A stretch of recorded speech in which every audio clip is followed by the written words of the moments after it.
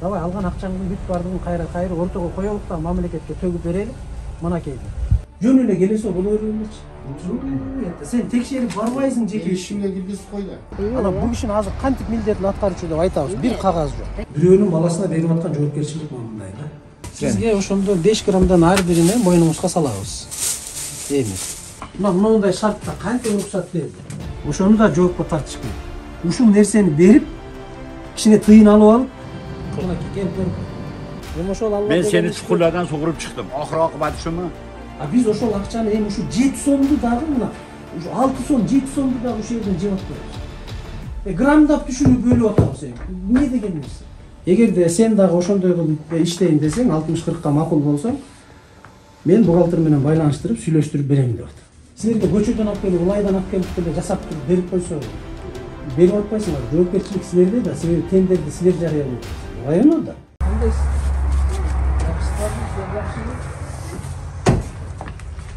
Нан болсо ырда болот. Стериңиз кандай элеңиз? Не калат кылыңыз? Кийесиздер сразу. Чек чыкпегенде кийиш керек. Буларды сатасыздарбы? Балдар. Магазин экен, өзүңүздөр. Өзүңүз сатасыздар буларды? Балдарга эмне тамак бересиздер? Сонда коржик, пряник, булочка. Буларды өзүңүз жасап эле өзүңүз сатасыз. Өзүмүз сатабыз. Эмне кийесиз? Тамак берилбей турбайбы ошо? Чай гана бересиз. Чай. Бул шекер менен бе? Кайсы убакта тамак бересиз?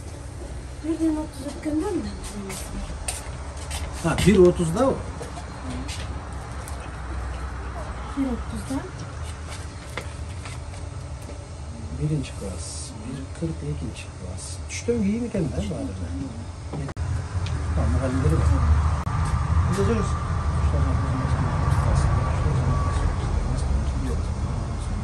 Балдар кайерге жооп келет? Сыртта. Канчада? Жерге койгонсуздар. Жерде мугалимдер өзүм жок. Жок, мугалим кай жерде? Саламатсыздар. Кандайсыздар? Жакшыбы? İşlerinizler жакшыбы? Siz директор? Жок, мен окуу бөлүм башчысымын. Окуу бөлүмү бар. Жетекчи кайда? Директорубуз азыр бөлүк чыгып эмнеге кетти. Бөлүк чыгып тапшырды арызды. Арызын жазыпчы. Арызын жазып тапшырган. Пока директор жок бизде. İyi ol kim işte orada? Жок. Пока арызын жазды, бирок чыгып да. Жо, iyi ol бирөө дайын калыш керек. Качан жазды арыз? Ким? Директор. Директор биринчи күндөн чыкты го бизде, биринчи күндөн. 1 декабрда. 3-чү. Эмне үчүн буйрук жок? İyi ol бирөө дайын калыш керек да, жок дегенде буйрук чыгыш керек. Кантип карап атасыз эгер буйрук жок болсо? Райондон. Райондон буйрук чыккан жок бага. Кандай болуп сиз карап атасыз? Эми ушунакта карап өтүп Кантип ошондой болуп? Ошол учурда Мындан 5ке бөлүп алам. Bir жарым кило шекер келсе, мынтип 5 күнгө бөлүп алам. Bir күнгө жеткирүүгө аракет кылам. Şimdi bana taraza gösterdim. Таразым жок, мына шекерди эле сатып алам. Бирок пряник немелерди тартканга да электрон таразым жок. Эми мына канча килограмм бүгүн алдыңыз мына азыр сизге келип? Жок, мыякта укчулардыкы мына. Бул 100 кимдердики? бул сатыла тургандар. Окуучулардыкыны Муну ким алып келет сизге? мен базардан Жок, азырлап келди го сизге көтөрүп эки окуучу. мына. Ушулар келди азыр.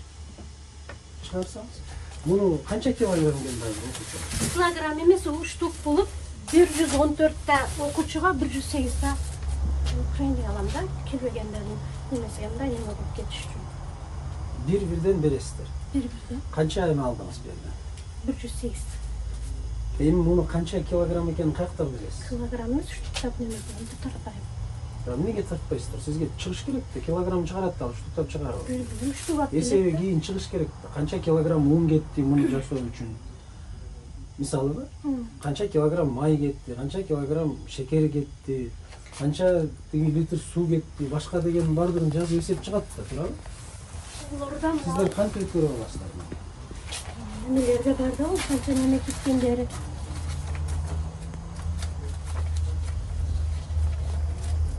Minüsün bayağı nemede kaldı da. Bayağı o kanca nemesi de. Улкан эжеси. Барлығы батыңыз. Жақ дегені батын. Улкан эжеси ким? Direktiriz.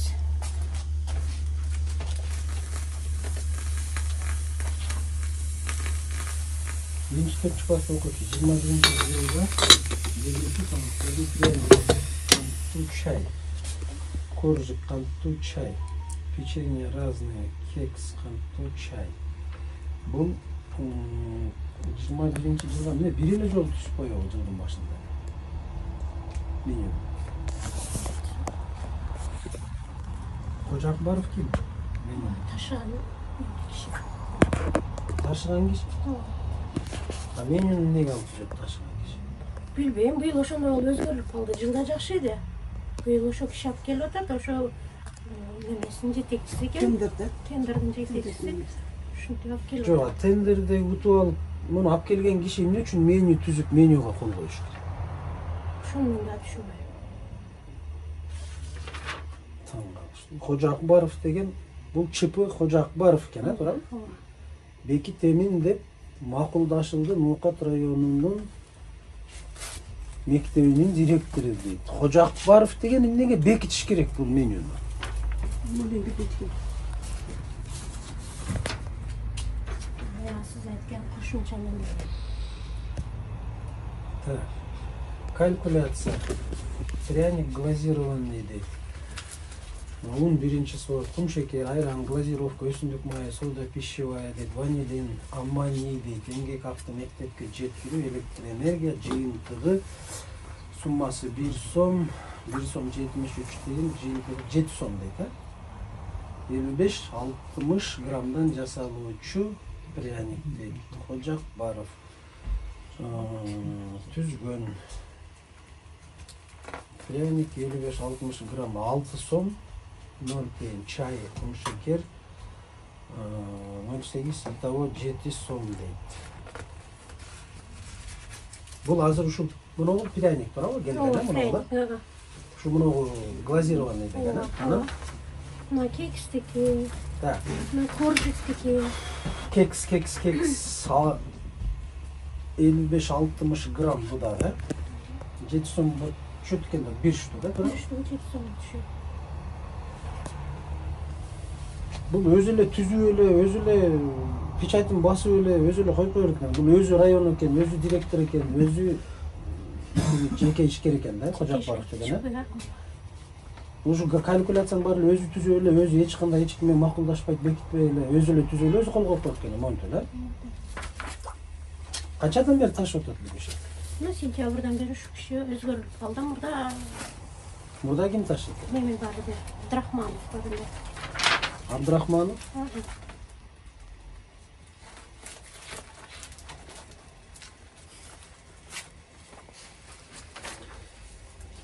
Мына биздеги абал ушундай.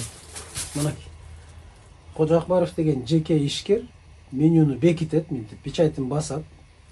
Өзү району, өзү директор, өзү жеке ишкер. Менюну дагы ошол киши түзүп, печатын басып бекитип коет.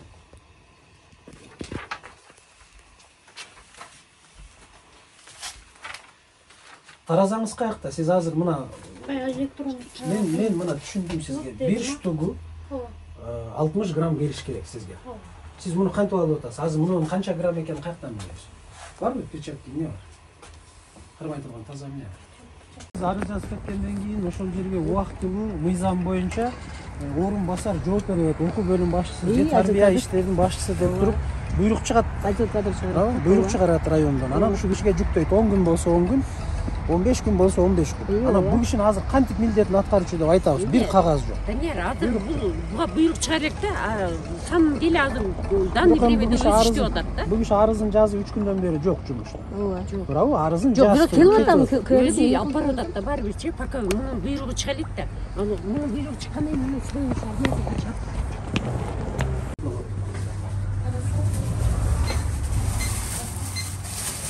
Ana, жаштарды Moğolu.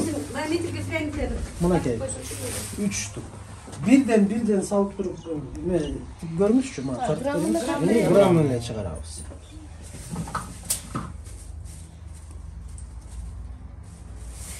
Ne var bu?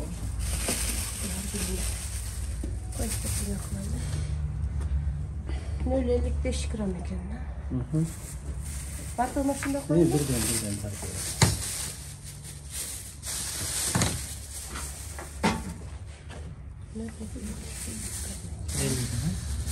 Tartma mı? Tarttalgan. 60. 55, 50, 60 ekan.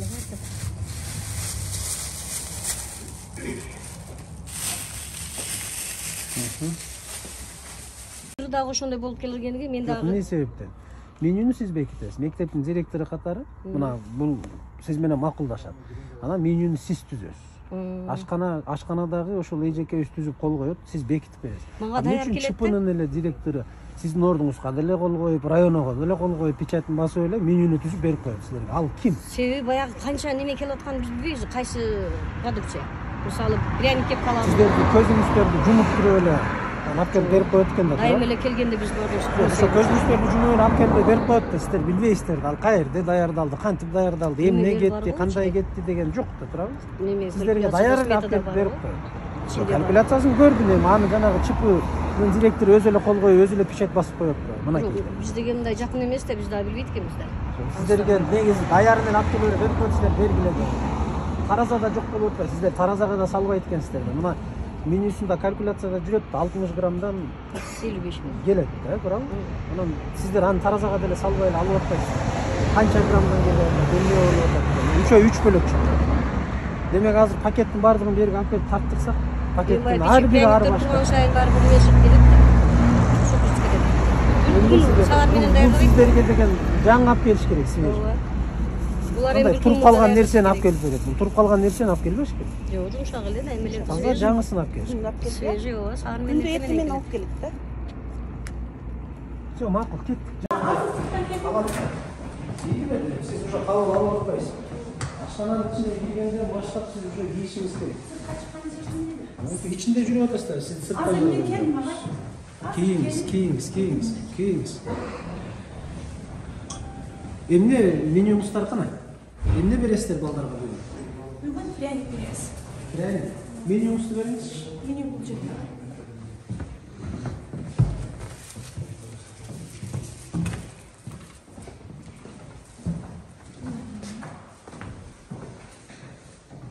Бүгүн кекстин ордуна пряник алып келдим. Кекс болуш керек өзү негизи. Эмнеге пряник алып келдиңиз? Себеби кексти бирөөнөн сатып алып аткан экен, анын граммдары талапка туура келбей, ошон үчүн. Тигинин граммдары Тигинин граммы аз талапка болуп, туура келбейби? ошон үчүн пряник алып келдим деп азыр кетти. Кызык. Булар деле тиги кожок бар. Менюнү түзгөн, бекиткен, кайра эле ошол окуя да. Ушул киши бүт чече берет экен да бердечи.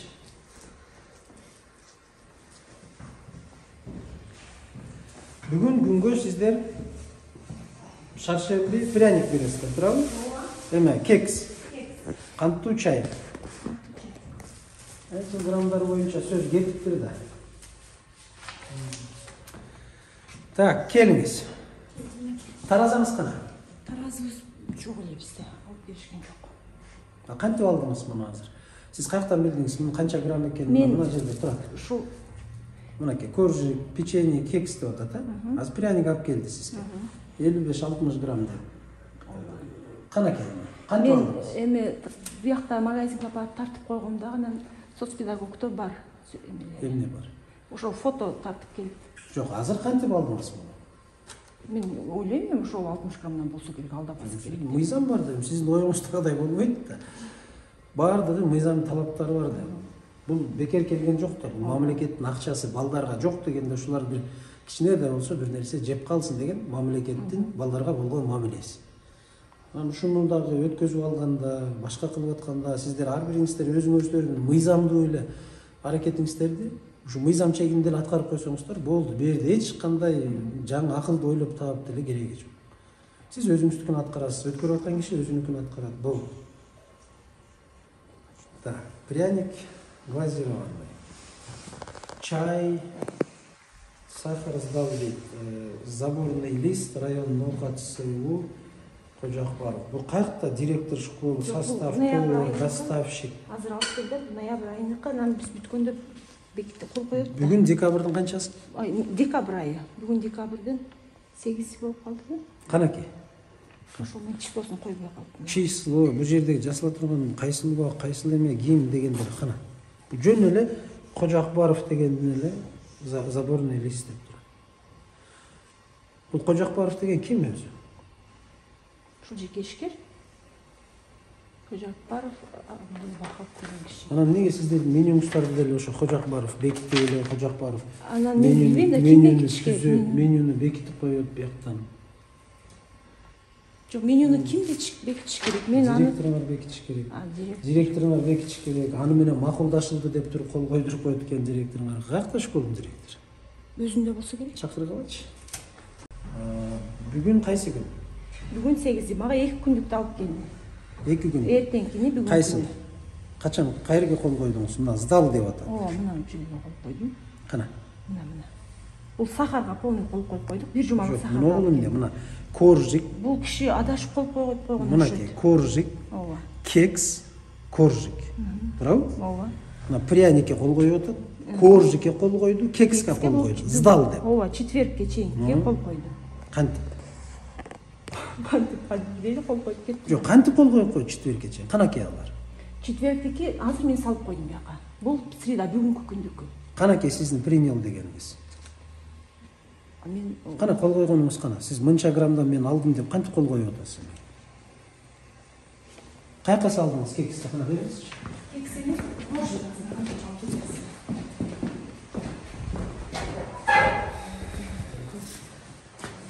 экиден бир. Кой туруңуз, кой туруңуз. Бериңиз алда. Башка дагы эмне бар? Эмен тара эме алып келиңиз. Пакет. Кичинекей пакет, колго кармаган пакет бериңиз. Муну кайсы күнү бересиздер? Эмне үчүн сиздерге эртеңкини бүгүн алып берип коюп атат эртең? Сен жолуңда.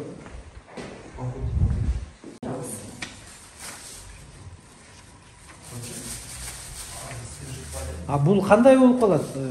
Кожо Акбаров деген жеке ишкер сиздерге алып келип атат. Отправитель ЧП Мурзабаев Ш болуп атат. Сиздер кантип буга кол коюп атасыңар? Мен ошону изеттим. Мынакей Мурзабаев Ш дейт, отправитель, мына ишкер. Сиздердин мектеп Бостонбаев. Бостонбаев орто мектеби, биз төмөндөгү актүз кол коюучулар Бостонбаев мектеби алдында комиссиялар, класс жетекчилери болуп кол койдук. Төмөнкү тамак берилди. 01 ноябрдан 31 ноябрга чейин. Пряник, коржик, кекс, булочка, чай, сахар, итого 28.560 сом. Акты түзүп кол коюучулар. Дейт дагы. Заборный листи берип атат. ЧП Мурзабаев. Муну сизге жеке ишкер Кожо Акбаров алып келип берди. Абдил Вахап деген бияка өзүнүн печатын коюп коюптур. Ноокат району жеке ишкер дептир. Боло береби? Азыр ошону директор чакыралы. Убактылуу. Демек бул Кожо Акбаров деле өзүнүн немесинен жасабайт экен да. Бул ошондой түшүнүктү билдирет да, туурабы? Өзү жасабайт экен. Бир ЧПдан сатып алат экен да. Подрядчик. Жакшы. Сиз кайсы кызматтасыз? Мен завхоздун. Завхоз. Чарбаны сиз карайсыз. Фамилияңыз ким? Журоев Арстанбек. Журоев Арстанбек. Мен трубканы берейин. Агайга. Агай трубканы. Ким? Ошко кетти да, кызы ооруп баягыда. Саламатсызбы? Экинокок болуп операция болгон. Саламатсызбы? Кандайсыз? Жақсы, саламатшылық, қош келіпсіздер. Рахмат. Қызым приступ етілі да, операция болған үйде. Ошол жолдошым Россияда эле. Анан бүгүн Ошко алып келип, азыр врачты күтүүдө турабыз. Ооруканадасыз. Ооруканада, областной ооруканада детскийде турам. Кудай берсе казыр күтүп. Азыр операция кетиптир, УЗИ түшүп чыкты. Операцияга кириптир. Врач, дарыгер операцияга кириптир. Мен сизден бир гана нерсени сурайм. Кызыңыз жакшы болуп кетсин, Алла шифасын берсин. Сиздерге Кожо Акбаров Абдил Вахап деген тамакташыт экен, туурабы? Алып келип берет күнүнө. Эмне үчүн сиздер актыга кол коюп атасыздар? Булардын тамагына ноябрга сиздерге актын алып келиптир, заборный лист. Жеке ишкер Мурзабаев Ш дегенге. ЧП Мурзабаев Ш деп сиздерге заборный лист берип атат, актыны берип атат. Акты түзүп кол коюучулар мектеп алдындагы комиссия деп туруп, Кожо Акбаров алып келип сиздерге муну берип атат. Эгерде Кожо Акбаров тендерден утуп алып, сиздерге ошо азык-түлүк ташып аткан болсо, эмне үчүн Мурзабаевдин документтерине кол койду деп турат? Мен ошону сурасам, сертификат ошонун эмесинде азыр ошонун эмесинде иштеп атабыз деди да. Эмне сертификат ошонун негизинде? Ошол сертификат негизинде биз сертификат ала элекпиз, ошонун негизинде иштеп атабыз деп. Биз утуп алдык деп алып келишип берип. Эмне үчүн анан сиздер жетекчи катары бул жерге тамак келип киргенден кийин, ашканага, мектептин ашканасына киргенден кийин сиздин жоопкерчиликте да, ага Кожо Акбаров жооп бербейт, башка эч ким жооп бербейт. Эмне үчүн районго кайрылбайсыңар? Момундай болуп атат. Мына бизге туура эмес документтер келип атат. Биз кол коюп берип атабыз. Кийин анан бизге сурак болуп жүрбөсүн. Башка киши эле азык-түлүктү алып келет дагы, башка кишинин документин алып келип кол койдуруп атат деп, районо башкаларга, районо укпаса областка эмне үчүн кайрылбайсыздар? Ошол менен ошол эме боюнча кете берет окшойт деп ойлоптум да документине. Ошол эме сертификатыбыз ушул деп алып келип берди. Мен өзүмөн сертификатын сураганмын дачы. Муну сиздер өзүңүздөрдүн ичиндеги документацияны толугу менен инвентаризация кылып карап чыккыла. Толугу менен ар бир кол коюп аткан кагазыңызга эч ким жооп бербейт. Ал Кожо Акбаров да башка да жооп бербейт. Сиз жооп бересиз. Эгерде туура эмес кагаз келип атса, сиздин кол койбой койгонго толук укугуңуз бар. Толук акыңыз бар. Ошол алып келип аткан продуктуну кабыл албай койгонго дагы акыңыз бар. Жок, мага кечирип койгула, тендерный комиссия райондогу ушул маселени чечип берсин деп туруп. Хорошо, макул, жакшы. Жакшы, кызыңыз жакшы болуп кетсин. Бир күн албай да биз ошондой кылып жанагы өзбек келген. Сен башка адам алып келип атасың, алып келбе, накладной жок. Мындай талап болуп атат деп.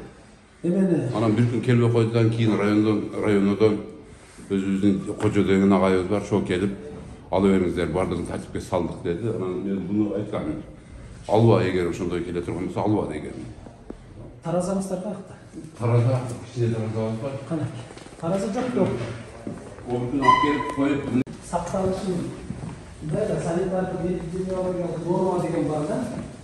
Малдарга тамактын бериши сиздер бирөөнүн балдарына тамак берип атасыздар да, өзүңүздөрдүкүнө эмес. Өзүңүздөрдүкүнө эгер болсо, жоопкерчилик мындай болсо, бирөөнүн баласына берип аткан жоопкерчилик мындай да. Анан мунун ичине салып коюп, анан эртең бергенде ким кепилдик берет ошол балдар ушудан ууланып бир нерсе болбойт. Сизби, мектеп директору же жанагы Кожо Акбаров деген жеке ишкерби, же району ким кепилдик берет? Алгандан кийин сен жооп бересиң. Онун баардыгы ашканага кирдиби? Ашканага кирип, сиз мына принял деп кол коюп атасызбы? Демек, жоопкерчилик сизде болот, бүтүп барат. Бир нерсе болсо сизден сурайт. Ал жооп бербейт, мен өткөрүп бергем, кеткем дейт, мен таза кылып бергем дейт. Ошон үчүн бир нерсеге кол коердун алдында караш керек.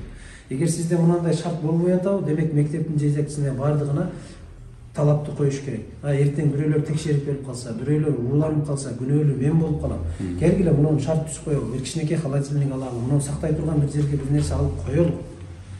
Ошого директордун күчү жетпей атса, айыл өкмөткө кайрылыш керек. Айыл өкмөт кайрылган күчү жетпей атса, районго кайрылыш керек. Маселени чечиш керек да, мыйзамдын жолун алып барыш керек. Мүнтөлөгө көз пакет барбы?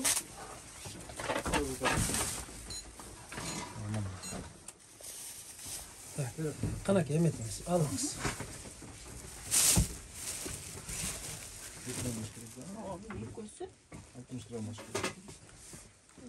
Канча болду?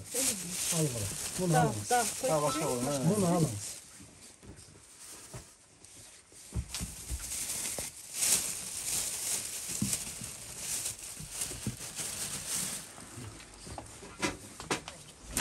Bunu alыңыз.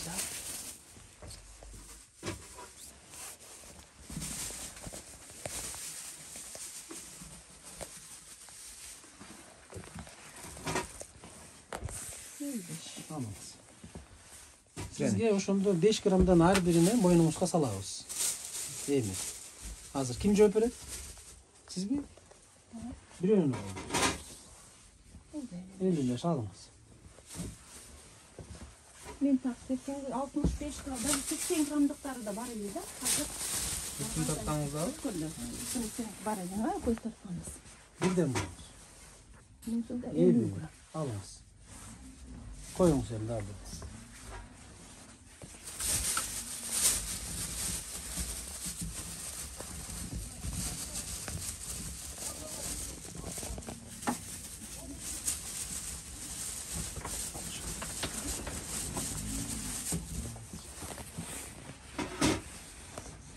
Алтын шалдагына коюңуз. Муну алыңыз, колуңузда.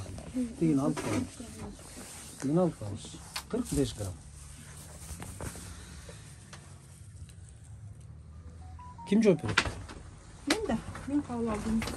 Бирок мен ишенгем Хажы Апаровго. Ошон үчүн ишенбеш керек. Кагазга ишениш керек, көзгө ишениш керек. Ар бир нерсени көзүңүз менен көргөн нерсеге ишениш керек. Чоң рахмат. Чайым. Берген. Эми мына бүтүн жаңалары көрдүм. 2018-2019 бүт бүткөн окуучулардын азыр эмнеси менен кармап ошо эмнеси менен мактанабыз. Ал башка жерге койгон. Көзүңүз жерге 20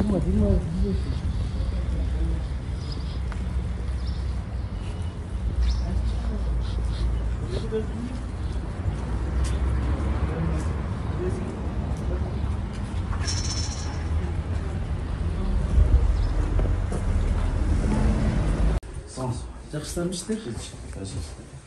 Так, Ходжа Акбаров, Мурзабаева ЧП. Мага тендерлик документтерин алып келгилечи. ЧП Мурзабаева. ЧП Ходжа Акбаров. Канча школду тейлейт? Кайсыл убакыттан бери тейлейт? Мукат район, Тамагаш азыктар 1-2 класс. Көчкөнбаев башка дис комиссиянын төрагасы. Принтерден эмне чыгат керек? Жерде бар эле. Эми Эрмек билет. Эрмек заданиялар. Протокол. Кекстер боюнча, башка боюнча эмесин бергилечи, тех задание. Тех задание кайда? Протоколду бул жерде 3 объявление менен тендер өткөн бар, мамлекеттик сатып алуулар боюнча. Кекстер районунан ошо суу деген. Условияларды айтты. Көрсөтү.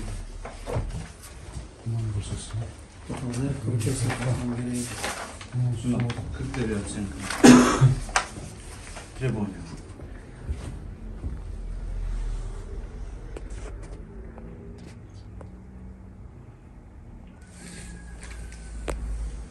Миллион сом за последний 2020 год, да?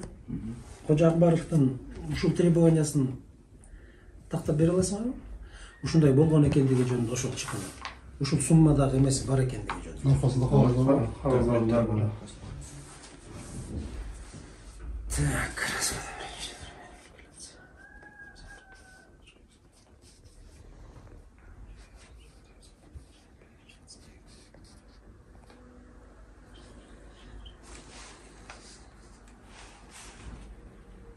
Ходжа Акбаровго акыркы которуп берген акчаңыздарды менен алып келиңизчи. Акыркы которулган акча. Октябрь, ноябрь айына которулган акча канча сомдон болду эмес? Счет к оплате. Сиздин атыңыз ким? Токоев Алмаз Тургунбаевич. Алмаз, Алмаз, эми канакей, мынча граммдан болуш керек, кекс мынча грамм болуш керек, пряник мынча грамм болуш керек деген нерсе канакей. Жок бир. Просто бул жерде 200 грамм кант чай ар күн берилиши керек. Грамм май дейт. Болду. Шекер, техническая спецификация приложения дейт, 7 дейт, перечень, цена, график. Наличие спецтехники, санпаспорт техники, паспорт работников, цех или пекарня. Шун бүт бардыгы болуш керек. банковское сопровождение средств неразмерности, дата справка. На все продукты сертификат соответствия Бар, ал. обогащенная мука. Именно обогащенная мука бар, сертификат. Дай қандай жақсы иштер қандай? Жақсы. Кел. Так, чай қойып. Так, обогащенная мука, сахар, чай, булочка, кекс, пряник, картофель, белок, морковь, другие продукты. Так, заключение СС. Калькуляция, сканирование, письменное подтверждение. Абдулаев, Зубия, Сатулаева. Бізге общий жалпы 13 типа шыққан, ошондо 12-син тандап алганбыз да. Мамлекеттик сатып алуулар порталынан. Ошол жана Кожо Акбаровдуку канекен эмес. Астында. Жагындабы? Булар баарын чыгарганга көп кагаз сатып калат экен да ошондон порталдан. Бекумбаев, Абдыжапар уулу, Мурзабаев, Шакир Төлөнөевич. Мурзабаев, Шакир Төлөнөевич. Мурзабаев, Шакир Төлөнөевич. Кожо Акбаров канеке? Кожо Акбаров экинчи эмеле. Азыр сиз биринчи протоколун көрдүңүз. Экинчи протоколду.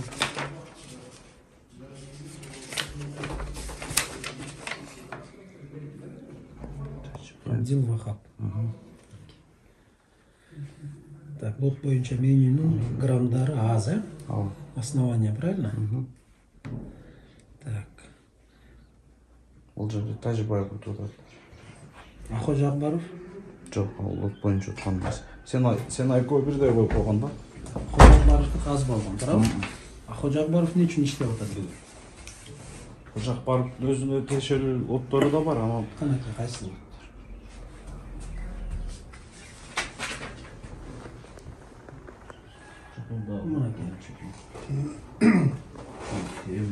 Кондитерскийде Гүлистан Мемлекетовна. Анан экинчиси Жаңылык Атайлык өтүндө. Лот боюнча менюнун граммдары аз деп атабыз, туурабы? Экинчи эмеле турат да. Граммдары аз. Ошон үчүн Абдуллаева утулуп калган, туурабы? Кожо Акбаровдун граммдары канчадан берип атат бүгүн? граммдары мына жакта. Граммдар канчадан төлөп атасыңар? Канча сомдон төлөп атасыңар килограммына? Бул жерде кондитерскийге 7 сом домдой эме окуп. Жок, килограммын көрсөткүлө. Мана бир эмеңе Ысыктамак эмес да бул. Жок, эми килограммын кантип төлөп атасыңар азыр эмеге? Ошол эле булочкага, ошол эле силер жеткизип аткан пряникке канча сомдон төлөп берип атасыңар? Сумма.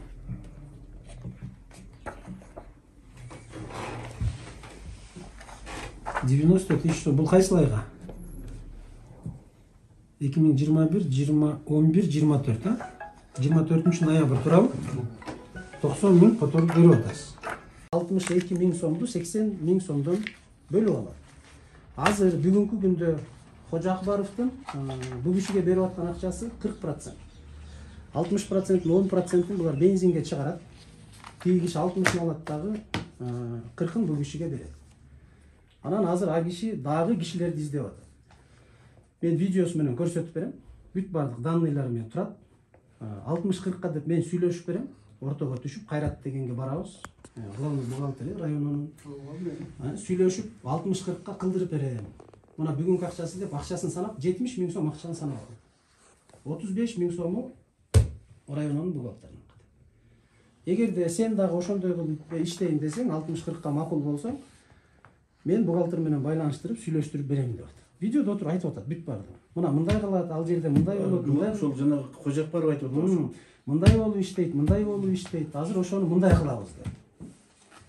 Анан мынакей мен фактически ошол видеону мага ишенбей, эми бирөө-бирөөнү каралап койбосун, бузуп койбосун, бир адам тагдырына жөн эле балта чаап койбойлу деп бүгүнкү келгендеги менин негизги максатым ушул болчу. Ушуну көрүшүм керек эле. Чындап эле ушундайбы же ушундай эмеспи? Бул биринчи жагы. Экинчи жагы. Тендерден утуп атканда Кожо Акбаровдун эмесин цехин барып көрдүңөр беле? Ошол өзү утуп аткан тендердеги санга балдарды камсыз кыла ала тургандыгын көрдүңүздөр беле? Тендердин комиссия. Тендердин комиссия барып бир жылы ушундай сектор текшерген барганыбызда силер эмненин негизинде келдиңер? Силер прокуратурага текшерүүчү орган сага бизди киргизбей коюшкан. Анан ошонун негизинде азыр эмне себептен киргизбей коет? Сиз мындай логически эле ойлонсоңуз, сиз буйрутма берип атасыз. Мен буйрутма берип атам сизге. Мага 3 тонна 600 килограмм булочка керек. Бир айга. Ошону жасап бердим. Анан сиз тендерге катышып атасыз. Тендерди Кожакбаров жарыялаган жок да. Сиз жарыялап атасыз. Анан тендерди уттуруш үчүн биринчи комиссия барат дагы ичин көрөт. Кожакбаров мага көрсөтүңүзчү, канча кишиңиз бар, канча салык төлөйсүз, санитарный тиги шартыңыз сакталганбы ошол кондитерский цехте, эртең балдар ууланып калбайбы, башка болбойбу деп анын цехине барат. А киши силерге сонун кылып көрсөтүп бериш керек, милдеттүү. Киргизбей койгон да ошо. Кантип уткуруп койдуңар, киргизбей койсо жок, бул башкачы. Мен Кожакбаров боюнча деп атам, башканы айтпаңыз мага. Кожакбаров боюнча канаке мага негизинде текшерип келдиңер же сиңер эмесиңер. Мындай кылабыз, сиз мага эмени көрсөтүңүзчү. Кожакбаровдун комиссия мүчөлөрү, тендердик комиссиядагылар барып көрүп келгендеги актыңарды көрсөткүлөчү. Биз барып көрүп келдик.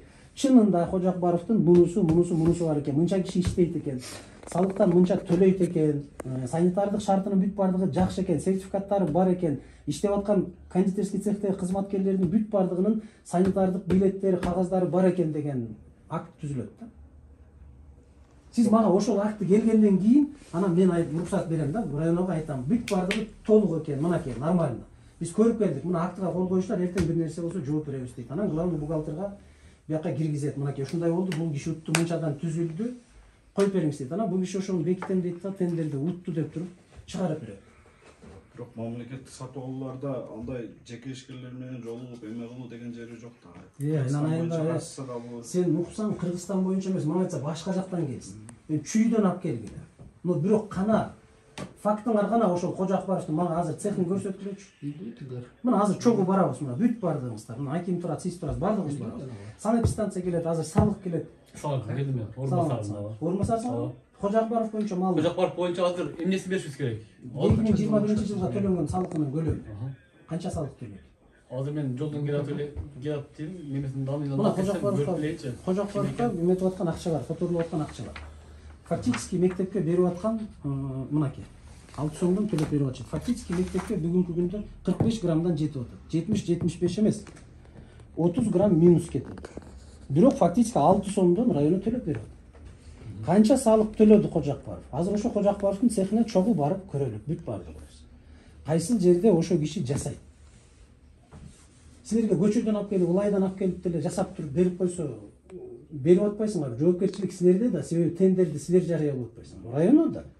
Баланын тагдырына Кожакбаров жооп бербейт. Анан мынакей, эмеңерди көрүп койгула. Мына заборочный листтеп Кожакбаров көтөрүп алып мектептерге ташып жүрөт. Мына кол коюп берип койгула, мына акты түзгүлө деп. Мынакей. Мына накладная Мурзабаеваныкы. Заборный лист Мурзабаеваныкы. Мурзабаевага акт кол коюп берип койгула деп тигилерге тыштап, мынакей. Сдал, принял болот. Мына 3 күндүк күн. Мына бүгүнкү күндөн 3 күнгө мынакей. Кожакбаров кол коюп, бүгүнкү күнү, эртең күнү, бүрсүгүн күнү уже таштап кетти азыр Бостонбаевга. 3 күндүн ичинде тендердер не деп турат? Күнүнө жаңы барыш керек. Бул алып барып таштап койду, мектепте холодильник жок, эчтеке жок, эски бай камырачта турган аппараттын ичине салып жаап койду. Эртең ошону жеген балдар ууланып калбайт деп ким кепилдик берет? Ошонун кепилдигин мектептин директоруна жүктөп биз. Эгер жеке ишкер туура эмес алып барса, эмес болсо акт түзүп бизге алып келсе, ошону мага бир акты көргөзгүлөчү, силер ошол мектептин директоруна башкага көргөзгөн чараңарды көрсөткүлөчү. Мына 2021-жылда бир жылда 365 күн бар. Мына жыл бүтүп баратат. Мага 365 жылдын ичинде түзгөн бир актыңарды көрсөткүлөчү. Мен барып, тендерный комиссия атайын ушул окатты кантип алып келип атат, чын эле берип атат, берген жок, текшерүүгө бардым. Ошол мектепте бул бар экен, бул жок экен. Бул талапка жооп берет экен, бул талапка жооп бербейт экен. Деп туруп алып келип жетекчиңерге берген актыны көрсөткүлөчү бирөөнү. Жок да эчтеке. Мына менюңа. Менюну ким түзүш керек? Калькуляцияны эмени алып бара турган калькуляцияны ким түзөт? Калькуляцияны мектеп кантип түзөт? Эми сен кызык экенсиң, мага мектеп эле мектеп дейсиң. Мектептин директору сенин тендериңе катышкан жок. Жок, катышкан жок, бирок окуучу заявка келип берип атат да. Бизге ушул нерселер керек. Сизге заявканы алып келип берет. Менин мектебимде мынча окуучу бар. Мени ошол шашке чай менен силер камсыз кылып бергиле деп кана. Туурабы? Анан силер калькуляцияны мынакей Кожобаев белем мына. Кожакбаев. Кожакбаев деген түзөт. Себеби бул утту да силерден 6 сомдон утуп атпайбы муну тендериңерди мына. Ушуга ылайыктап туруп бул калькуляция түзүп чыгат. Мына Кожакбаев деп мына түстү деп коёт. Анан кайра Кожакбаев бу жерде бекитем деп коёт. Мына. Менюну бекитем, ЧПнын директору Кожакбаев деп жүрөт. Ким бул? Районову, мектептин директору, ата-энелер комитетинин төрагасы бул. Ким бул? Бүт бардык мектепте турат азыр. Кожакбаев деп мына бекитем деп мына кел. Мен силерге азыр бир эле менюсун көрсөтүп атам. Мына меню. Мына Бостонбаевың ардагы, мына тиги Асырановдагы. Мына ЧПнын директору Кожа Акбаров мына. Алдагы жерде өйдөрөк басылып калды. Мына. Буга мындай биздин заявканын негизинде берилген айыл өкмөттөр боюнча ушул 7 сомдук эменин менюсу. Ушунун негизинде сатып алуулар порталына жарыялайм. А бул менюну жеке ишкер өзү түзөт. Жок, түздү, мен түшүнүп атам аны. Ал түздү. Мына ке меню Кожа Акбаров деп турат мына. Бул түздү, кол койду буга. Эмне үчүн Кожа Акбаров кайра бекитет ал менюну буякта мектеп? Өзү районо барбы бизде? Мектептин директору барбы? Бар. А менюга Кожа Акбаров жооп бербейт да. Ким бекитиш керек? Мектептин директорунда печат болгондо директор бекитиш керек. Кантип мектептин директорун макулдашылды деп туруп буга макулдашып гана Кожа Акбаров буяка бекитип атат. Ким бул? Районо Кожа, бүгүн районо Кожа Акбаровду? 00660. Абдувахап деген өзбек киши. Азыр временизм көбөйүп кетиптир да. Жок, мен ал временныйын баарын түшүнүп атам. Мурзабаев мейли ооруп калды. Келди, беркече. Жок, мейли чипи ооруп калды. Эми ал Кудай сактасын. Оору эми алдан эч ким келип жок. Мейли кетиптир. Кайсынын негизинде Кожа Акбаровго таштып атасың?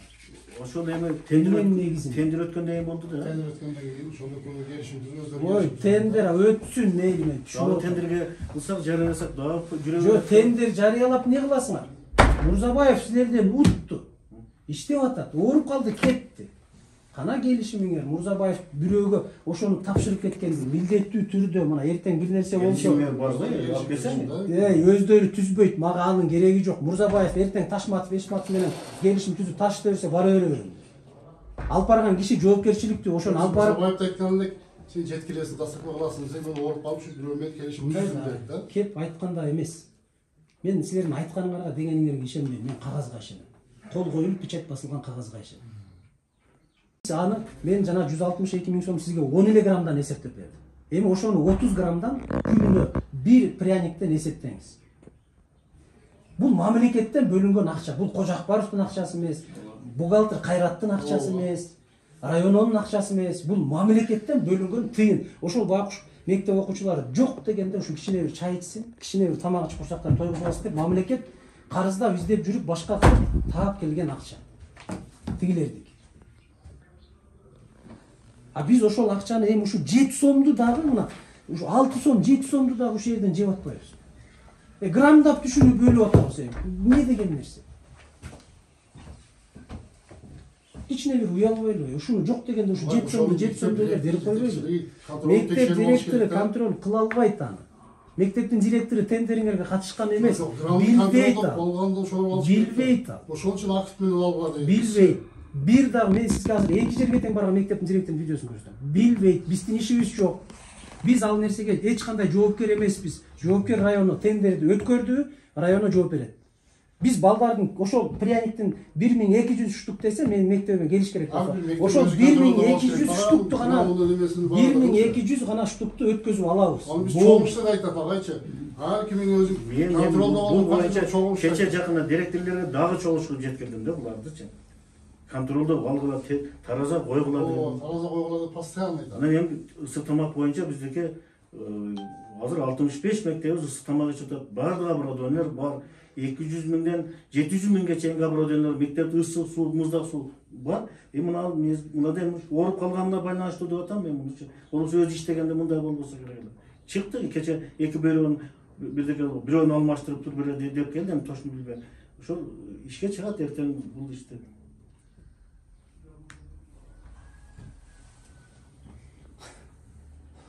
Анан силер ушул келишим менен иштеп атасыңар азыр. Биринчи тарап Көкжар айыл өкмөтүнүн тургуну Мурзабаев Шакир Ноокат райондук билим берүү бөлүмүнүн түзүлгөн келишимдин негизинде ден соолугуна байланыштуу убактынча 15 сентябрдан аткара албай калгандыгынан Ноокат райондук билим берүү бөлүмү тарабынан түшкөн акча каражатты жеке ишкер Кожо Акбаров Абдул Вахапка өз убагында каржылап берүүгө милдеттенет. Не дейсиз? Мен түшүндүм ошо. Балдар тамак ичпей калбасын деп. Жок, мен түшүнүп атам. Колду Мурзабаев коюп атат, Кожо Акбаров коюп атат. Кожо Акбаров эмне, райондун акими же районунун башчысы бул. Кандай бул районун милдеттендирип коет, ошол акчаны которуп берген. Эмненин негизинде? Силер кантип которуп берип атсыңар акчаны? Биз Мурзабаевге базарлабыз биз акчаны. Кожо Акбаровго которуп бергиле деп келишим. Сиз учур атасызбы муну?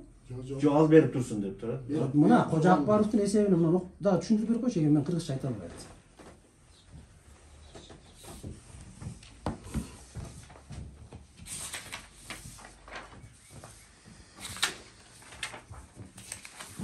Жана токтойбуз. Ушу ооруп калгандан кийин проблема болду. Болбосо мен андан ал кишинин ооруп калганына эч кандай эң көп тендерди ошол ооруп калган киши уткандайм ошол. Мен ал кишинин ооруп калганына эч эмем жок, күнөөнүм дагы жок. Мен ага кине да кое албайм. Бул ар бирибиздин башыбыздагы нерсе. Башка бирөөгө милдеттенүү. Жок, бул действительно ооруп калган жер. Бул бар. Эми макул ооруп калсын, бирок суроо туулуп атпайбы? Мейли. Башка бирөөгө туулат да, анан башка бирөөгө берет. Мейли, жада калса ошо Мурзабаев эле калсын дейли. Силер кагазды районго. Силер эмнени карап отурасыңар? Эсепчи. Эмнени карап отурасыңар? Мына силерди эки жеке ишкер милдеттендирип атат. Мурзабаевдин акчасын Кожо Акбаровго которуп. Жок, бул келишимде эмес. Биз өзүбүздүн келишимибиз бар. Мен Мурзабаевге которуп берем. Угуп туруңуз. Булар өздөрүнүн ичиндеги 15.09.2021 жыл. Ноокат шаары келишим номер 1. Биринчи тарап. Көкжар айыл өкмөтүнүн тургуну Мурзабаев Шакир Ноокат райондук билим берүү бөлүмүнүн түзүлгөн келишимдин негизинде ден соолугуна байланыштуу убактысынча 15 сентябрдан аткара албай калгандыгынан, эмнен аткара албай калган, эмне келишим, ал жөнүндө сөз жок. Ноокат райондук билим берүү тарабынан түшкөн акча каражатты жеке ишкер Кожо Акбаров Абдул Вахапка өз убагында каржылап берүүгө милдеттенет деп атат. Сиз мага кайсы келишимди айтып атасыз? Договорлорун, утканчылардын договорлору менен келишим негизинде которуп беребиз акчаны. Келесе боло берип элечи. Жөн эле келесе боло берип элечи. Мына турат кагазыңар. Силер мен алып келген жокмун да, мына кагазды силер мага алып келип бербедиңер. Экөөнүн келишими бар экен, укмуш экен бул деп келбедиңерби? Ушундай келишимди булар түзбөйт, силер түзөсүңөр. Силер түзөсүңөр. Районго түзгөн бар да. Айланайын Мурзабаев ооруп калгандыгына байланыштуу Кожо Акбаров ошону аткарып турсун деп силер түзөсүңөр. Силер менен макулдашыш керек алар. Ушундай болуп калды. Мына менин диагнозум, мына кагазым. Мен ошого өзүмдүн ооруп калгандыгыма байланыштуу. Эгерде Мурзабаев ооруп калып эки бөйрөгүнөн операция болуп кетип атса, цех токтоп калбайт да иши. Чыгарып атабы? Балдары бар, аялы бар, башкасы бар. Туурабы? Цех иштеп атат да. А эмне үчүн Кожо Акбаровго акчасын которуп берип анан кийин Кожо Акбаровдун милдетин алыш керек? Же жалгыз эле кишиби Мурзабаев? Жалгыз бойбу? Үй бүлөсү жок, башкасы жок. А эмне деп атасыздар аны? Силер көргөзбөйсүз, өзүн айтып аткан Келишим.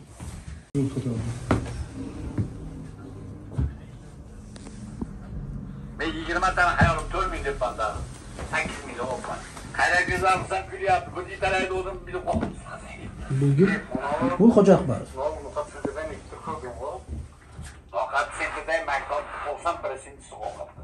Çok. Nasıl başlar olmalı? Çapayette bir de çapayette hazır 1050'de bolup kaldı. Bu Yunuslan'da. Жанагы жок жанагы сүйлөп аткан жерин эле көрсөткүнчү, жанагы 40 50 жөн бөлөбүз. Мен ооруп прокуратурага бериш керек. Бересиң. 50 деп аткан жерин көрсөк кимге канчадан кетет экен. Бала бар калабыз. Баягы уштук деген нерсе. Беригенен Нургүл карайды, Нургүл карайды. Деді Жаппор деген майтоптор. Юрус районуна келчи. Юрусландын цехи кайсы? Десем мен азыр Түркістан жолчулар каптырды. Юрусландын цехи. Bunu sen ulardan sürüştürgenden göre hayratıman gerçekçi hayrat.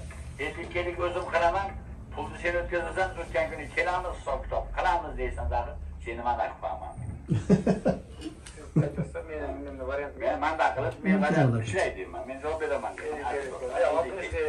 60 yakın kalırsa 10% bizim yemin yamalı 60 yakın kıldım. Her zaman biçince vermezim. Bokta. Boptu. Menge şeyşen gün olup geliyor. 10% benzin. Bunun akça sanap atkan videoları bunu tutup akça sanap mına 70 000 so'mду alıp кетет. 50% ошол Кайрат деген бухгалтердик. Мына 30 граммдан эсептегенде bir күндө 9 000 сомдон акча мамлекеттин акчасын bir күндө 9 000 сомдон жок кылып атасыңар. Эми ошону 20 000 эме 20 күнгө көбөйтүп коюңар 9 000 сом. Азыр дегенде прокуратура изилдей тергейт эми азыр. Иш козгобойт. 9 000 сом. Алдыга данныйларды көбөйтөбүз. Жок, өчпөйт. 3-4 видео бар. Бул белгилүү ошону. 20 күнгө 180 000 сом. 180 000 сом таптаза киреше берди. Налог да төлөбөйт, соцфонд да төлөбөйт, эчтеке кылбайт.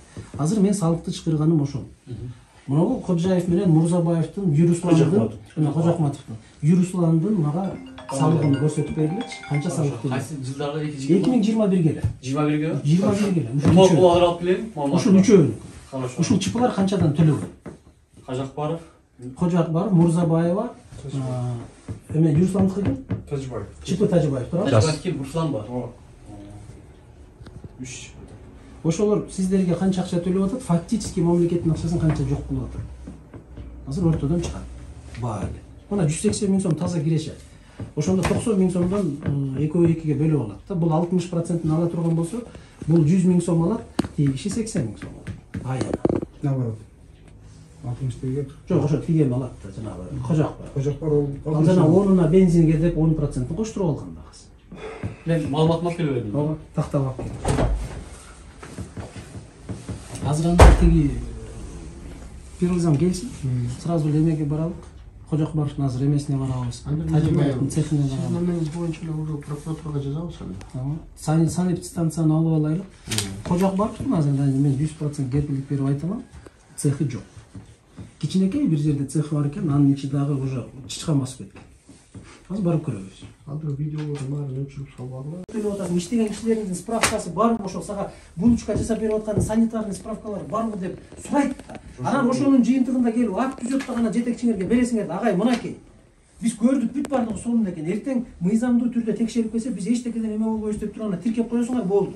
Анан бүгүнкүдөй текшерүү келе турган болсо, силер айтасыңар, мына актысы, мына тендерный комиссиянын жыйынтыгы, мына протокол ар бирибиз кол койдук. Мына цехтин керек болсо сүрөттөрү мына мынча киши иштейт, мындай деп коюп коесуңар. Азыр менин алдыма чыктап койсоңор, мен унча калбай кетип калат болчумун.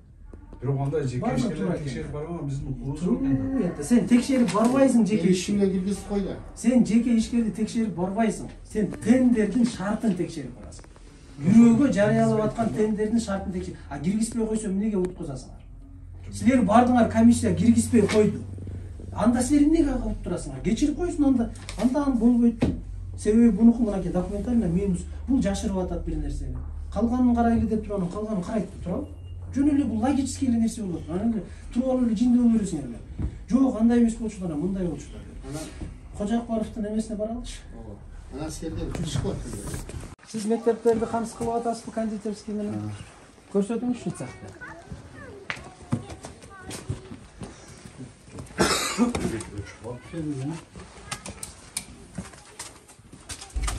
Мына осы мен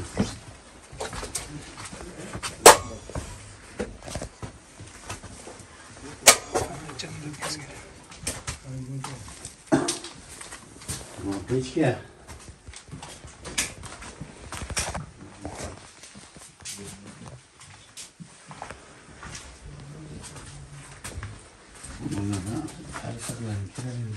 Бул жерде качан иштедиңиз эле акыркы жолу?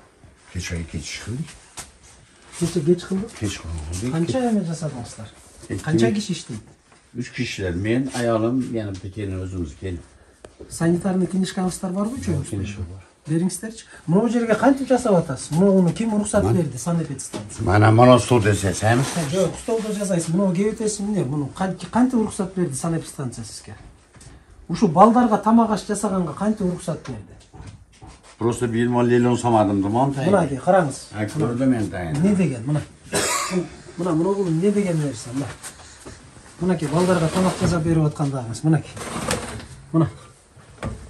Ушуну менен балдарга ысыгын алсам üşeydi bunda hocam. Ушуну менен балдарга тамак Yok жасап bunu берип yok. атасыз. Bunu mananın lislerde üşeydi, o lislerde ısık oladı, o lislerde o peşkenden oladı. Листериңиздин кебетеси ушу? Ha? Мына эмне? Mana lisler, manalar lislerde, mana lislerde sonlar. Ha? Несі сонун мына?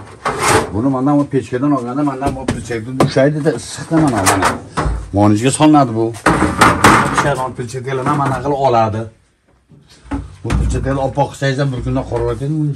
Жок, ал перчаткаңыздын карасында эмес, мен кебетесин айтып атам. Моулардын кебетеси. Bu men hozir bölge kılmayman da bu bölge kalıplar. Hozir men kojimen pranik kılamam, o lislerde kılamam. Коржук менен пряникти качан жасадыңыз? Kechqurun koji kıldım, mana bugün geldim aytaplarga. Канча коржук жасадыңыз? 2,5 litre koji yasadım. Канча граммдан?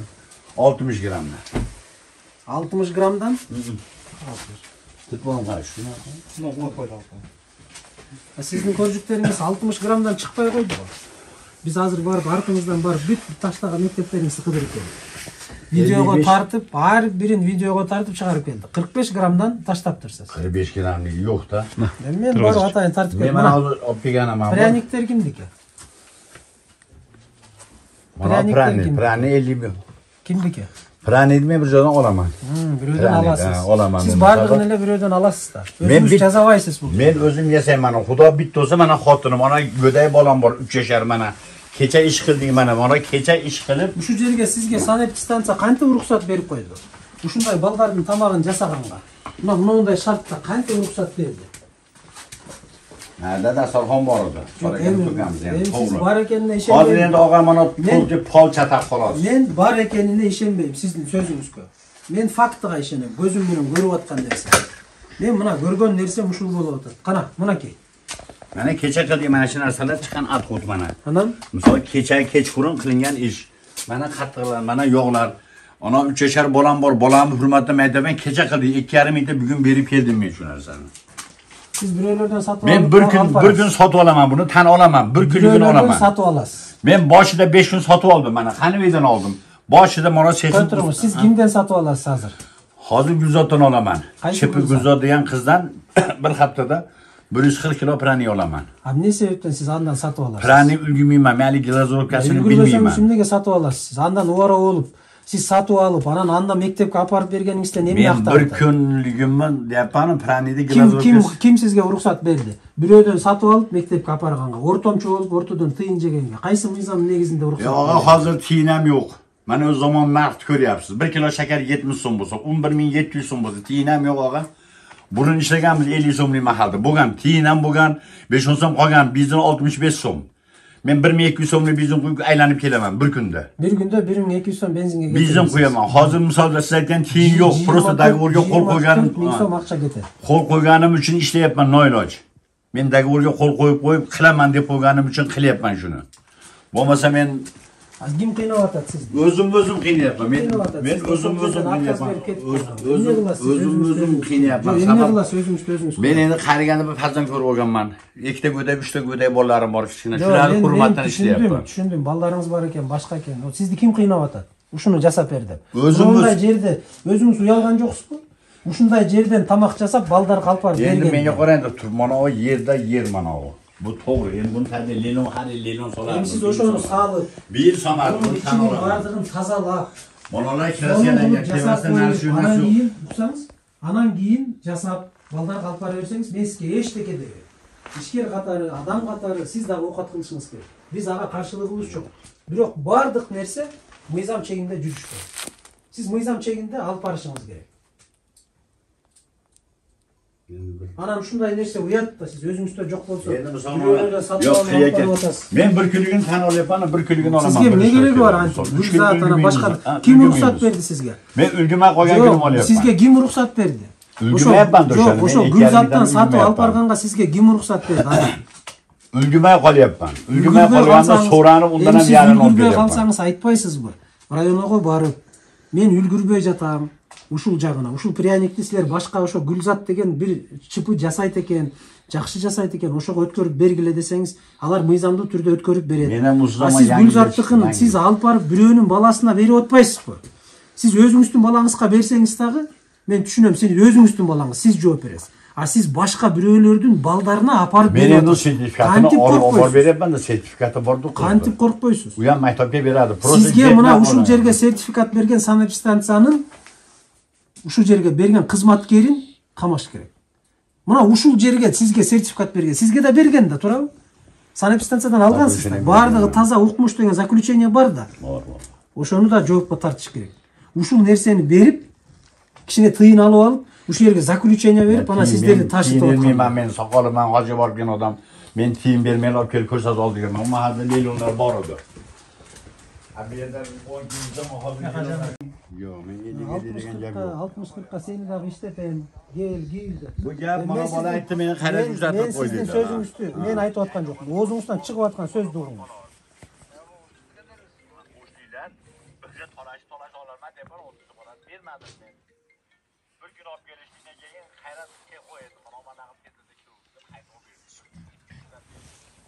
Bu menin sözüm emas.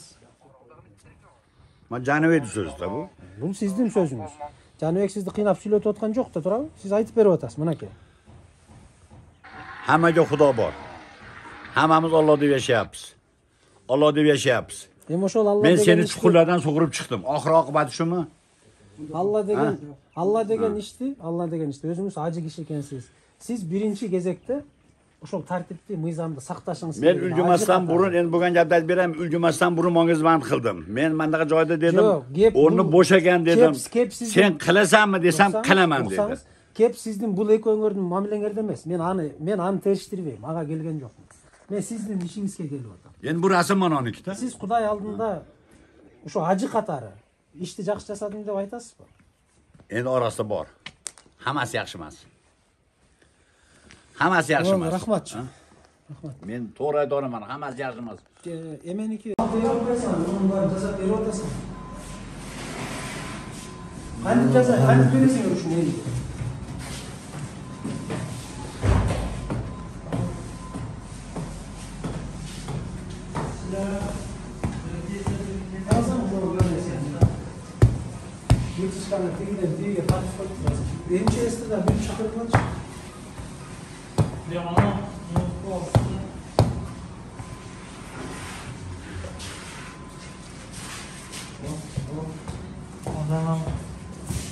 Endi o'zlar birargilar keldilar, bir hafta 10 kun aytmay chiqib ketib bo'ladi ekan, o'ta qiyin ekan-da.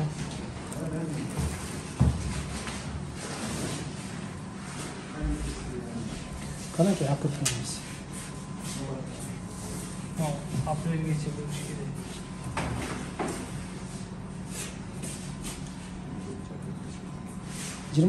Aprel 2021 yil. 2020 o'shunda olinganda, bahorda olganmiz-da buni. Endi darmon bahorda olamiz-da. Aprelda olasiz. Aprelda olamiz. Qachon olishing kerak?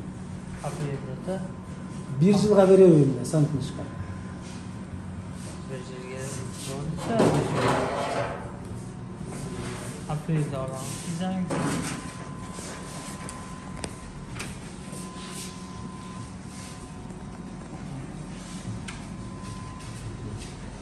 Aprelda 2020 aprelda. Aprelda olganmiz. Endi aprelda olganmiz.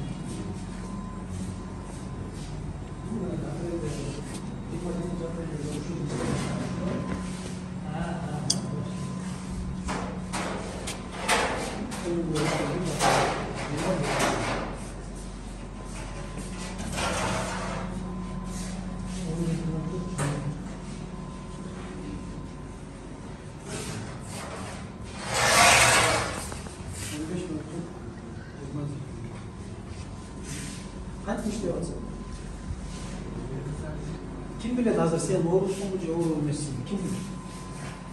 Bunun bir vardı, elge tamak yer ötmesin. Sen temir yazıp atsan, kirpiç yazıp atsan ben düşünürdüm. Elge tamak yer ötmesin. Adam cevap atıyor. Sizlerge işedip bireylер cevap atmayın. Mekteptin ballarına жазап берip atsın. Bazarga çıkarıp satıp atasın. Doğru aytasiz. Yozganingizda ekan, to'g'ri. Men tozalarni ki 1-2 soat avvalgi ish olsa, yana anaqa bo'lib ketar ekan, chayam bo'lib ketar ekan. Bu rahat degan konditerlik sexda. Rahat, rohatga qo'ygan Dokumenti qanday? Chipining dokumentlarini berchi. Chipining dokumentlarini ko'rsatchi. Rahat degan chipini. hozirroq nima kelyapti telefon qilaman. Mana aka, много chipi rahat deb turadi. Ishker. Konditer rahat konditerskiy sex. Yutul o'qi shuni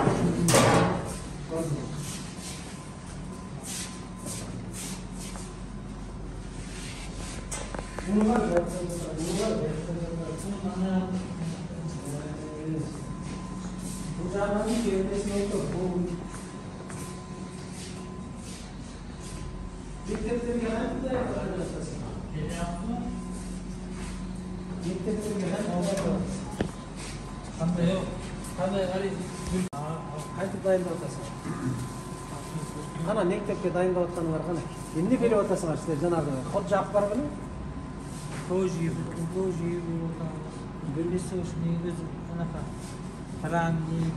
Пряник. Ушул жерде жазып атасың. Канча граммдан пряникти жазып атасың? Канча граммдан уруксат берилген? Ошо мектептерге силерге жазап бергилет. Aşağı koji, 5 koji жазып. Operanlarni ikkita da oladi bergan mana. Operanlar ikkita da bilan katta ko'rishdi. Ustiga o'zi tortib ketadi endi. Ustiga.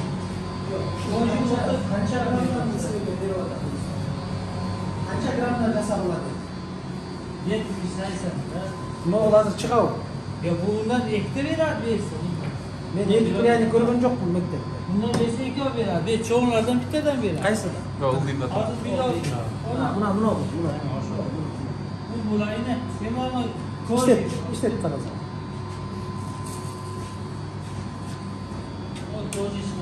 Mektepke jana berip atkan shu bilan? O'sha boshqa.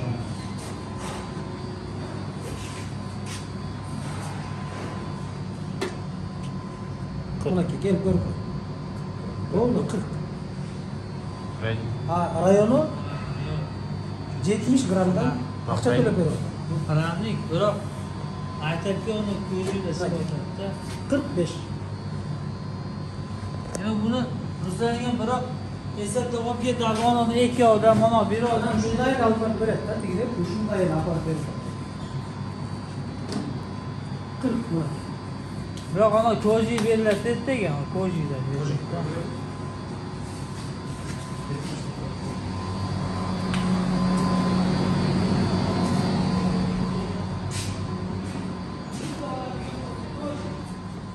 Planlarımız 2000 olanda mesela shundayda.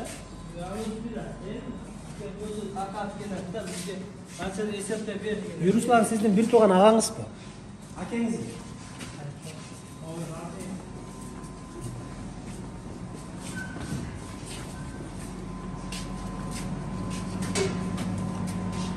Buna 70 gram korjik.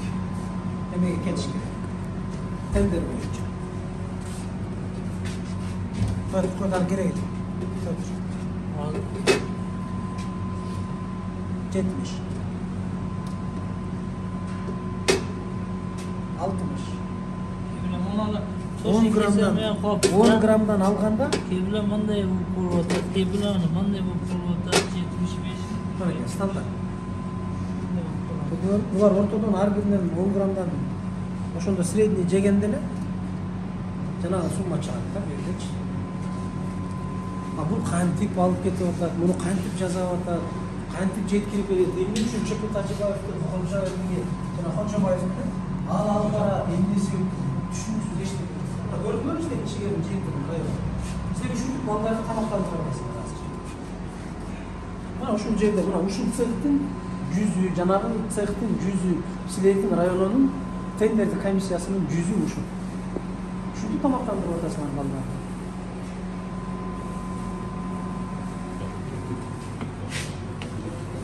Memleketin akşamı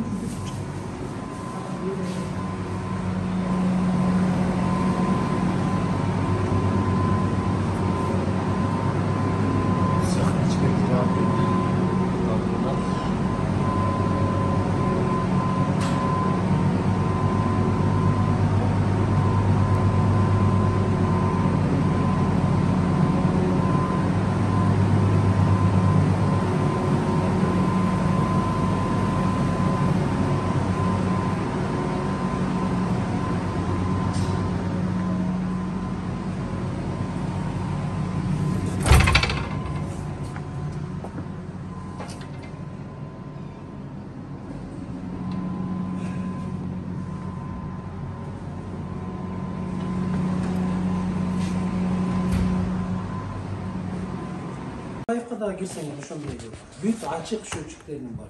Тажибаев да базардын ичинде? Базардын ичинде. Тажибаев деп базардын ичинен чыкпады, мендечи базардан издесем. Тажибаев зулпий файлык бетине деп. Бирок электр энергиясын трёхпаска менен киргизип пайдаланат. Базада жок. Демек ал каттоодон өткөн эмес деген сөз да турат. Значит, бөлөк фамилияда болушу мүмкүн бул. Каттоодо жок. Бу Тажибаев деп турат. Чыпы Тажибаев. Бул киши жакшы билет экен. Ошолордон алып жүрөт. Мынакей. Министерство здравоохранения Кыргызской Республики, Новкатский межрайонный ЦПЗ и ГСМ. Актыны 10 август 21 жылы берип атасыңар, а? Мына. Кондитерский цех, Гулистан, свидетельство о регистрации в сфере акт санитарного обследования от 10.08.21 года. В результате экспертизы представленной документации и обследования объекта установлено строение перепрофилированное. Перечень помещений. Заготовочный цех 17,4 метра квадрат. Цех выпечки кондитерских изделий 25,6 метра квадратов. Посудомоечный 9,4 метра квадратов. Склад для хранения готовых продукций 9,2 метра квадратов. Общий бардын кошсо канча болот? Так, 17,4 örnek. 17,4 25,6 9,4 9,2.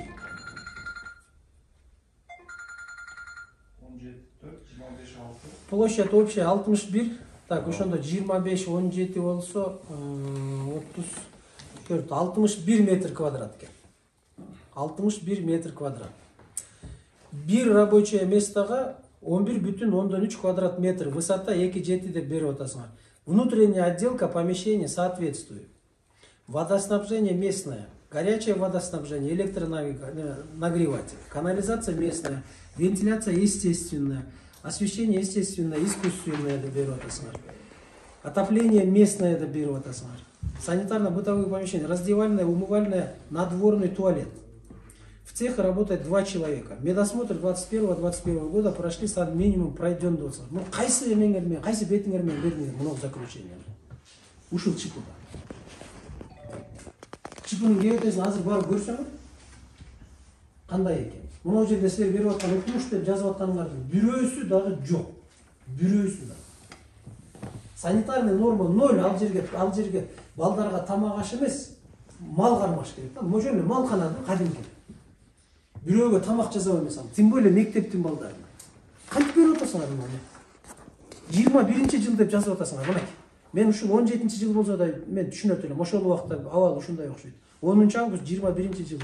Мына өзүңөр начальниктин колун коюп бардыгын жасап берип атасыңар.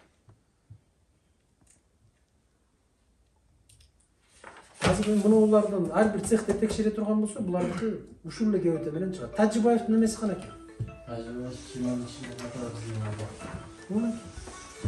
Электр энергиядан өткөн эмес, булардан алган эмес. Бирок иштеп атат кадимкидей. Мектептерде болгондо дагы мектептерге тамак бер. Кана районунда эмес. Бухгалтериңар кана? Чакыргыла, замыңар кана? Бирок мектепте балдарды камсыз кылып атат. Мына. А бу кишилер эртең бир нерсе десе, ушуну көрсөтөт. Мен дейт, рестемен, сестен алгам дейт да. Мен бүт бардыгынан өткөм, кагазым турат. Бизге алып келип көрсөтүп атпайбы. Мына мен сестен эмен бар деп. Заключением бар. Демек, значит, жана граммда 30 граммдап жеп аткан ортодогу акчанын ичинде сес дагы бар. Кантип мынага көрбөй туруп, билбей туруп кол койду. Мындайды аудан текшересиңер го. Мыйзамга келип, тим эле карап ар бирин бул жарайт, бул жарабайт деп үстүнөн түшөсүңөр го.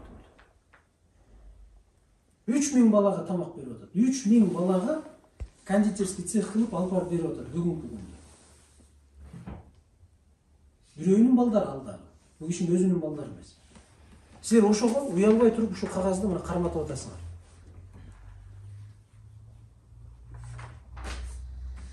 Полный жоопкерчиликке ташыйш. Здравомеда, СЭСта, мына кагаздар үчүн. Мүмкүн билбейм, башка бир жерде булардын көргөн эмеси бар, тиги цехи бар, сонун укмуш болуп ошону көрүп келген. Ошого берген. Мына. Бирок мынакей Кожо Акбаров, Абдул Вахап. Siz az qaysi жерде иштейсиз? Үйдө. Үй жактагы. Kim var көргөндө? Сесине Бул тур Райхан бар. Райхан кеткенден бери Райхан бар кеткенден бери мен мына экинчи заключение алышым. Нема барган? Акча сатылмы? Заместитель, санитарный врач, Нохатского, РЦПЗ, Леонеллер санын, азыр Леонеллер естирип кетти. Eski zaключениемен алгансыз. Eski мына. Мансуров Ы деген ким? Eski. Исполнитель. Az bu murdagы объектисин алган, Eski займдын мага. Заключениенин негизинде гана алган болот. Кантип силер кантип бересиңер? Кантип эскинин негизинде Мен буран нема иштебедим. Ана спорт залды янында 80 бой чаканасынын Башка объект менен мен алып. Село Гулистан, улица Каратурпак, Нохатского району. Жашаган жериңиз ошол? Эмне деп атасыңар? Кандай башка жерге? Мына жашаган жердин адреси туруп атат.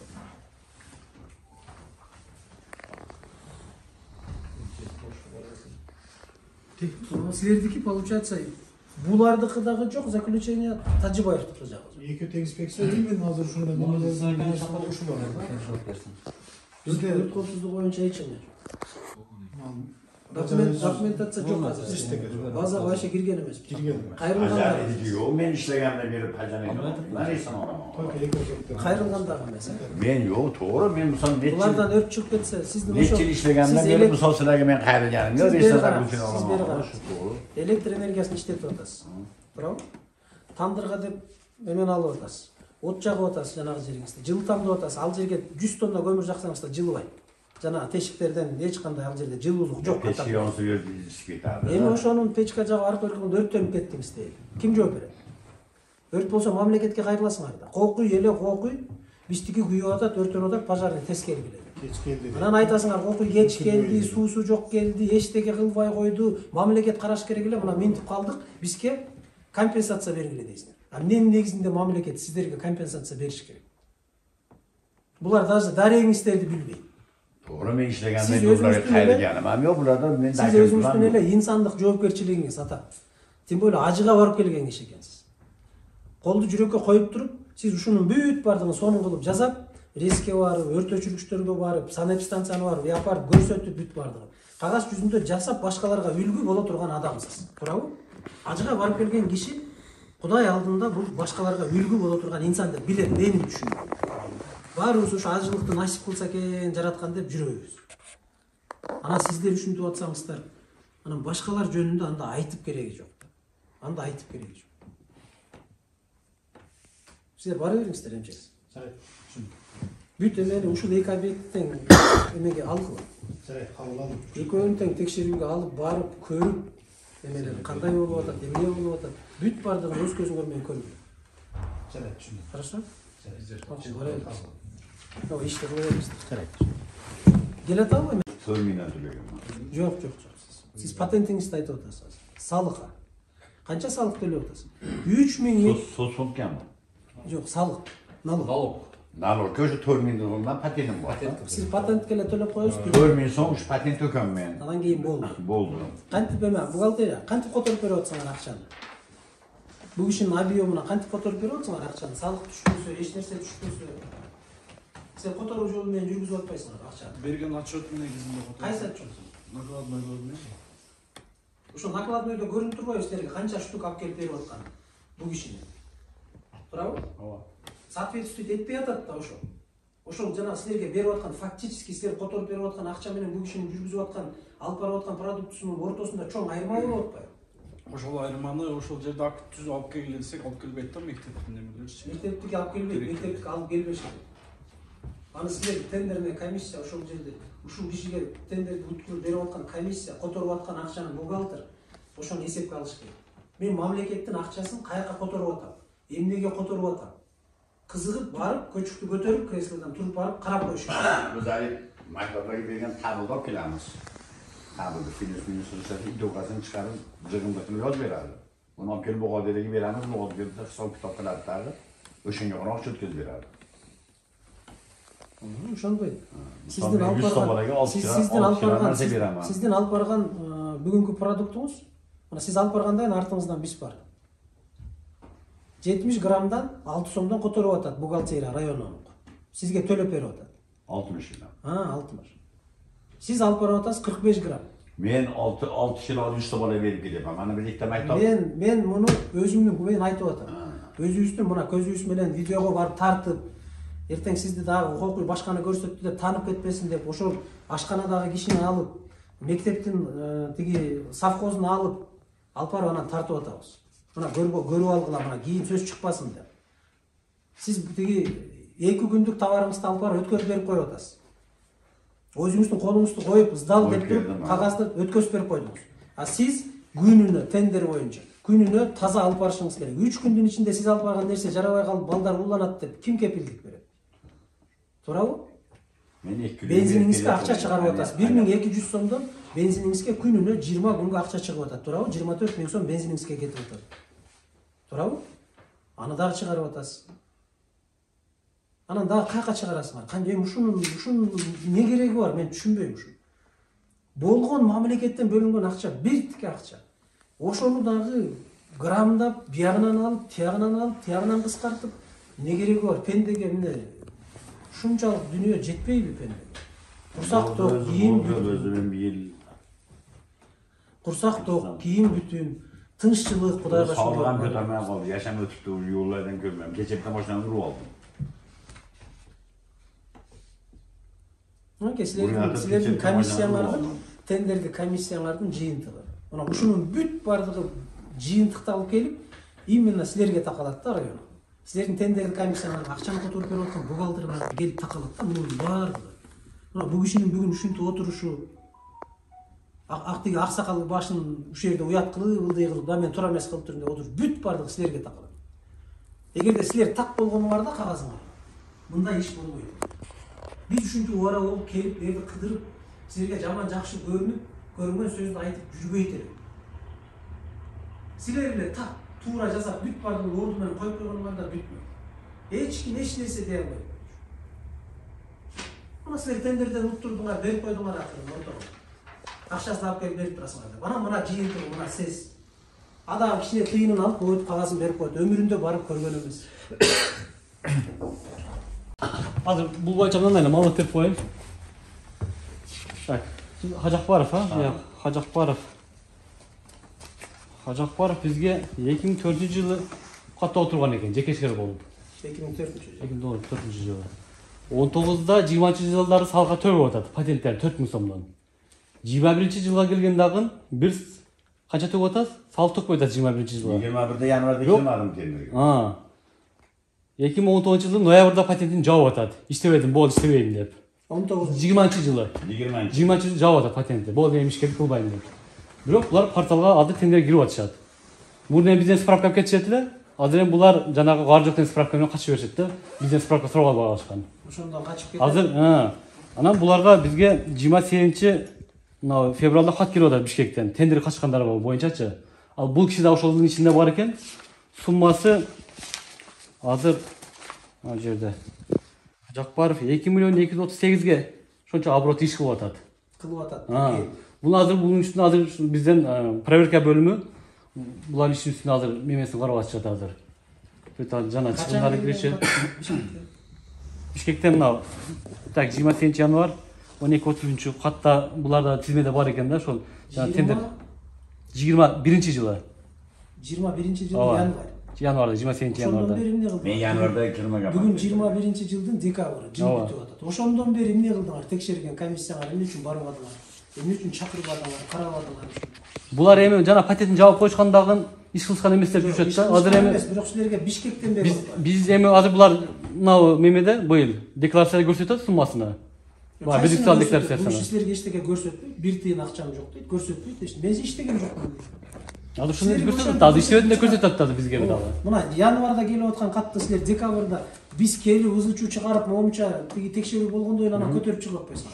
Ушундай болгон экен, январда кат келип туруп, бул киши да ошол жерде жүрөт. 2,5 миллион сомбу?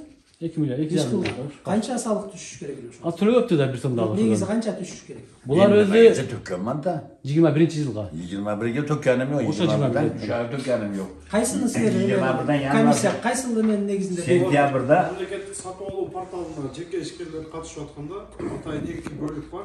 Бирөө налогтуку, бирөө соцфондтуку. Ошол бөлүктү басканда эгер карыз болсо не имеется, карыз жок болсо. А карыз болсо имеется деп. Ал киши келгенде не имеется. кантип не имеется чыгат. Бүт жерде туруп атса. Ноокат эмес, Бишкек берип атса, маалымат. men iштеп атам. 21-yanvarda tenderге катнашмадым. Noyabrda maktab yopildi, men patentni yozib, patentni yopdim. 21-yanvarda qatnashmadim. Sentyabrda qatnashdim. Men 4 oy to'ymadim. Sentyabr, oktyabr, noyabr, dekabr 4 oyga patent to'kkanim yo'q. Hozir aytdim, patent to'kkanim yo'q sentyabrda. Sentyabrdan beri ishlayapman 21-yilda. Buna bizdeki çınırı %100 ушундай да. Биз ыйлап атпайбызбы, баардыгыбыз кокуй, туура эмес текшерип атасыңар, кыйнап атасыңар, антип атасыңар, мынтип атасыңар деп атпайбыз. Биздин эгерде мамлекет өзүнүн кетирип аткан акчасын, өзү берип аткан акчаны өзү көзөмөлгө албаса, биздин %100 ушундай. Биз грамда отуруп 100 000 сомдук акчаларды жейбиз. Грамда отуруп. Мен таң калдым, Кудайга тобо кылдым. Мен ушу грамда отуруп ушунча акча чыгат деп ойлогон эмес. Мен ушуну укканда, сиздин окуяңызды укканда мен ишенгим келген эмес. Ишенесизби ата? Ушу жалган болуп калат го, койчу ушунча акча кантип чыксын? Жүрчү атайын барып көрүп келели деп. Азыр жок ошо. Биз келгендегибиз, негизги максатыбыз келгендегибиз. Мына ушунун бир аягына чындыгына чыгып коюу болчу. Мына биз келип анан кийин чындыгына чыккандагыбыз мынанча нерсе чыгып атат. Şeker 40 som, 50 som bir mahalda bugün öşettim gram.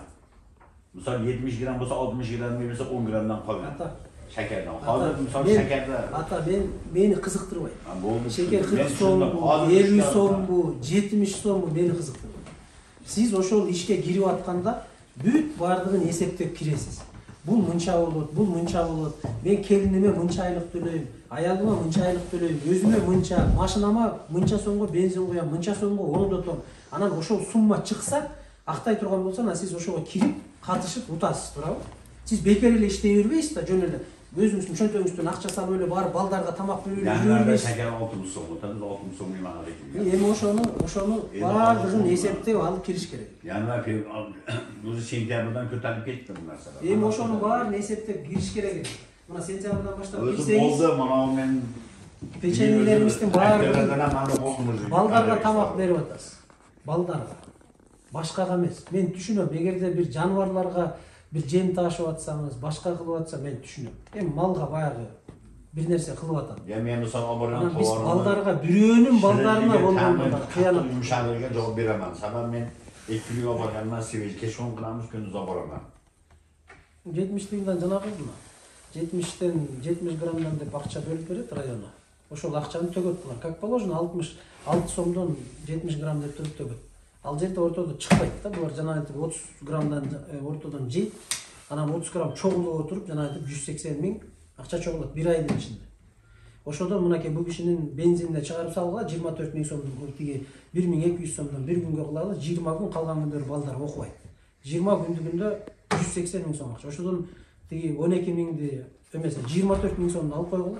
Калган акча ушул жерде бөмөдө сесте бөлүнөт. Мен түшүнгөнүмө караганда райондо бөлүнөт. Райондун бухгалтериясы бардыгын билет аны. Кайерде кандай акча бар? Тендердеги комиссиянын жетекчилери бүт бардыгын билет. Меймандарына келип, колдорун жүрөктөрүн алып, да биз ката кетирдик, момундай болгон эле. Ушундай иш жасалды эле, билдик, билбедик, пенделик кылдык деп туруп келе турган болсо, ошол жагындагы жетекчилер менен сүйлөшүшүбүз керек. Кандай кылса болот? Акчасын кайра төгөбү, баягы мамлекеттен кетирип аткан зыяндын бардыгын. Жок, андай эмес болсо, анда толук укук коргоо органдары менен иш козголуш керек дагы, бардыгы мыйзам чегинде жазасын алыш керек. Ушундай, рахмат.